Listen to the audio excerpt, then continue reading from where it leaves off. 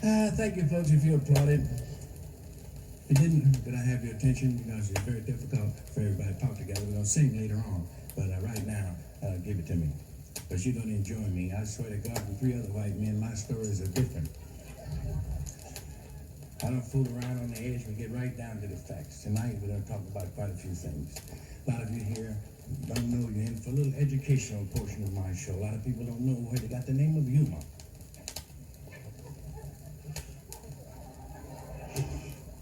I just said that to see what type of crowd I had. And if all you people know the humor story, I can go ahead for myself. See, this colored fellow was going through humor and the sheriff told him to get out of town. And he thought it was belligerent, and the sheriff didn't take nothing off of him, just right in the gut. He was laying there, and the sheriff reached over to get some identification from him. He looked up at the sheriff and said, "You mother." Notice when I work, I tell white stories and color stories, because I know when the whites go home, I know you tell color stories. I know that. I've heard them. The shadow do. See? Yeah, right. I heard it. What difference that make? I find great balance, because when we go home, we tell white stories. We know Benjamin Franklin was a queer. Why else would he be out at night with silk knickers on, flying a kite? In pigtails, waiting on a charge. Strike me lightning, go ahead. Can't fool people no more. I'm not superstitious either, and don't like chicken. Superstitious. I think a black cat had to be some color. And a rabbit's foot don't mean nothing without the rest of them on there with some wild rice and cucumber salad. How could a rabbit's foot be lucky when the rabbit lost it? You've been out in the woods, you ever see a smiling 3-legged rabbit out there? The woods is just to go to see who your friend is. That's where to find out who your best friend is. Go out there with who you consider your best buddy and get lost in the woods, and late at night let your pants fall down. And wait till a rattlesnake bites you right back here. Now somebody got to suck that poison out. Did you bring your best friend with you? Here's a moment of truth. How do you say to your best friend, "Look, Charlie, would you mind? Go fishing, friends. Remember that old fish tale. What is a sardine? A sardine is a little fish that smells like a finger." I'll drink to that. What is a tiger? A tiger's a big pussy that eats people. That's a good one. Kids love that. I was a paratrooper, really.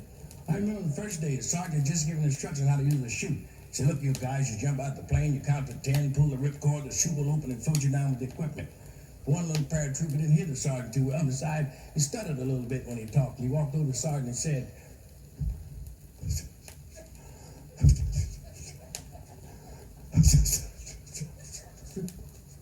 Sergeant, hi, Ted, hi, Ted, you said we were supposed to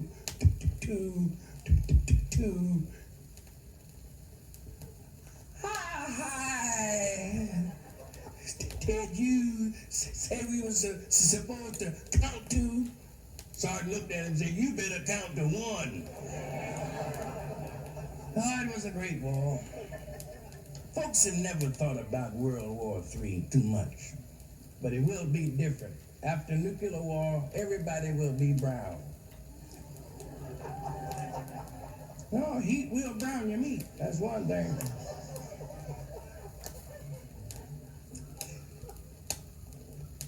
Good evening. Welcome.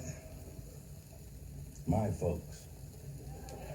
Sit right down and enjoy yourself. Anybody mess with you, let me know. We'll get a crowd and march around the goddamn drinks. I noticed quite a few folks wearing glasses. A lot of fellows here with glasses on. You fellows wearing glasses, you ever take time out to think how far ahead nature was thinking as to put ears in the right place in case you had to wear glasses? Now, that was good thinking a long time ago before glass was even thought of. See, our ears didn't have to be here. I don't need glasses. I could have used this extra meat somewhere else. No, I'd have been taller.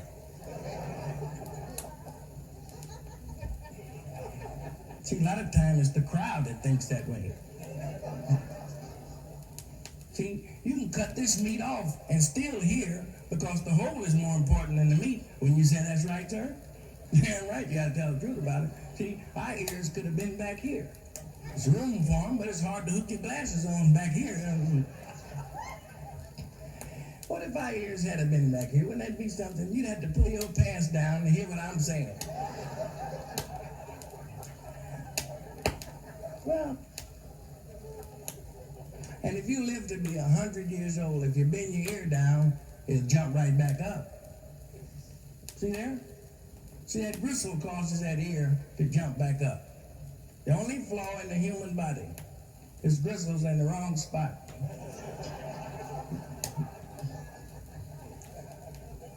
I don't know how you fellas feel, but I'd rather have my ears limp.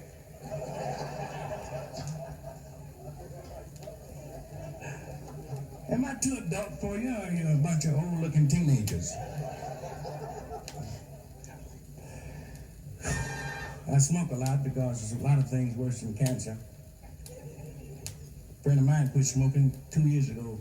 Didn't want to get cancer from smoking, so he came here to see the fair and got killed by a cab. Smoke got in the cab driver's eyes. You can't duck it. Everybody wants to go to heaven, but nobody wants to die. Go ahead if you want to go to heaven. Stop taking them pills. Stay out the doctor's office. Go ahead to heaven. So long. I smoke because I enjoy it. A 6'6" Muslim in a dark alley with a switchblade mad at you is worse than cancer.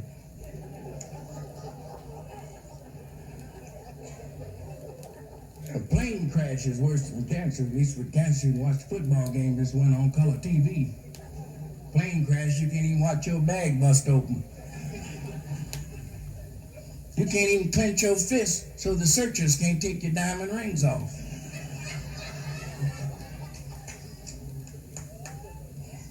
All those searchers aren't honest, you know. I was a searcher once. This is a strange group here. You just like that other kind of stuff. There's a waitress in one of those beanery type restaurants.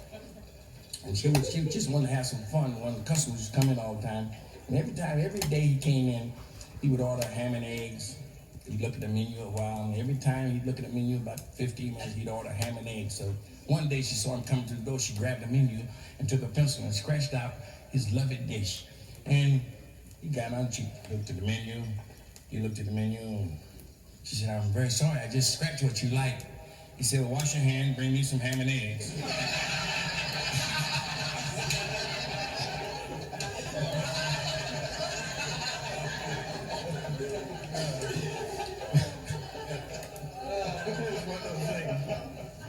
There's a bird in Texas called a roadrunner, and he often kills rattlesnakes just for fun. And on this one particular day, he was in an amorous mood, so he attacked the first lark he saw. And the lark went away singing merrily, "I'm a lark, and I've been sparked." This roadrunner went on down a little bit further, and he found a dove, and he downed the dove. And she flew away happily singing, "I'm a dove, and I've been loved." And this roadrunner split again. Then a duck came walking by.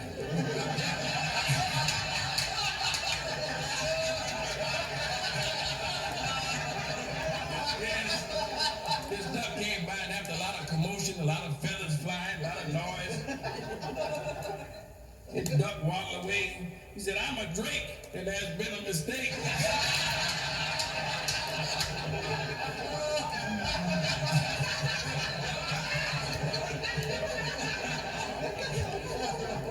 You know, a lot of you don't know this, but I'm an ex-preacher. I had to quit preaching because I couldn't wait 6 days to get me no fresh money.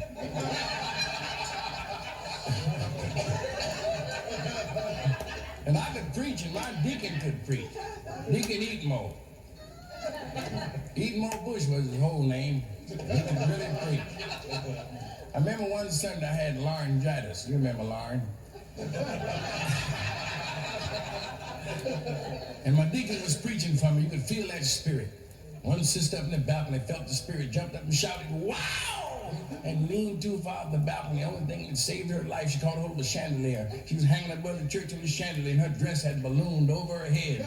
Deacon Emo looked up and saw her. He said, "Anyone that dare looketh will be struck blind." And old brother in the back row said, "Well, hell, I'm going to take a chance on this left eye."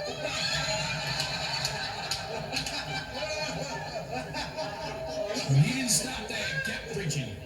He said, "The Lord made everything perfect. He made the rivers and the oceans perfect. He made the leaves on the trees perfect. He made everything. He made everything perfect." The fellow stood up, had a big hump in his back. He said, "But Reverend, what about me?" Reverend said, "You the most perfect hunchback I've ever seen in my life."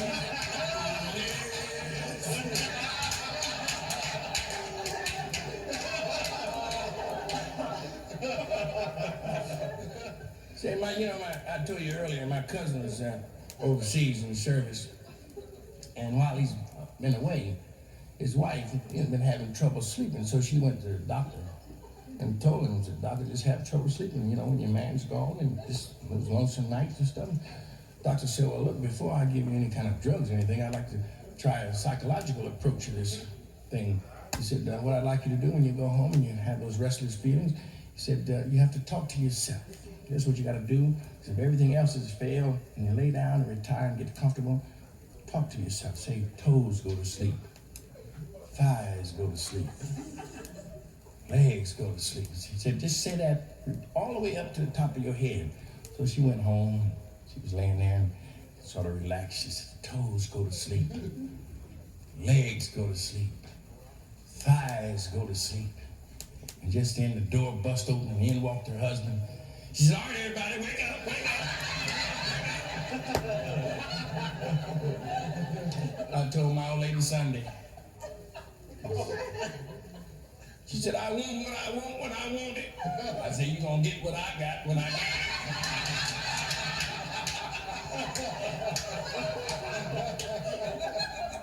I told her I'd fix you a nice sandwich if you want it, but that's it. I met my wife one summer in Atlantic City. We had fun there. I'd bury her in the sand, she'd bury me in the sand, and I'd bury her in the sand, she'd bury me in the sand, and I'd bury her in the sand. I'm going back next week and dig her up. It's good to stand up here, though, folks, and look down in you folks' faces. And a lot of you folks' faces could stand looking down into you. People don't believe in reincarnation. A lot of folks don't. I do. I've been on Earth before. I was a cockroach in 1860. No, I believed when I was a cockroach I was coming back. And I came back as a buffalo in 1888. And who did we run into but Buffalo Bill? That's the kind of luck I've been in. I was running on the outside of the herd, keeping the heifers on the inside. Buffalo Bill shot me between the eyes, but he got my brother in the whatchamacallit.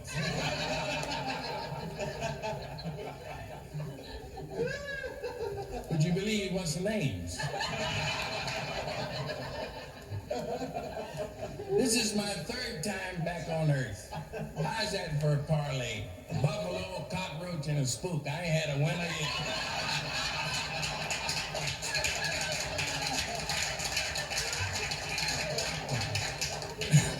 There was a traveling salesman stopped in a hotel, and he was kind of lonesome. So he picked up a Gideon Bible, and there was a little note scratched inside the Bible. So if you're lonely and discouraged, read Psalm 23 and 27. Just kept turning to Psalm 23 and 27. And underneath 27 Psalm, you saw a little scribbled note in a feminine handwriting. Said, If you're still lonely, call Margie. 1-2-2-9845. This is a tongue twister. I'm gonna try to make it through because this is the last thing I want to do. I bought a batch of baking powder and baked a batch of biscuits. I brought a big basket of biscuits back to the bakery and baked a basket of big biscuits. Then I took the big basket of biscuits and the basket of big biscuits and mixed the big biscuits with the basket of biscuits that was next to the big basket and put a bunch of biscuits from the basket into a box. Then I took the box of mixed biscuits and the biscuit mixer and the biscuit basket and brought the basket of biscuits and the box of mixed biscuits and the biscuit mixer to the bakery and opened up a can of sardines and had a ball.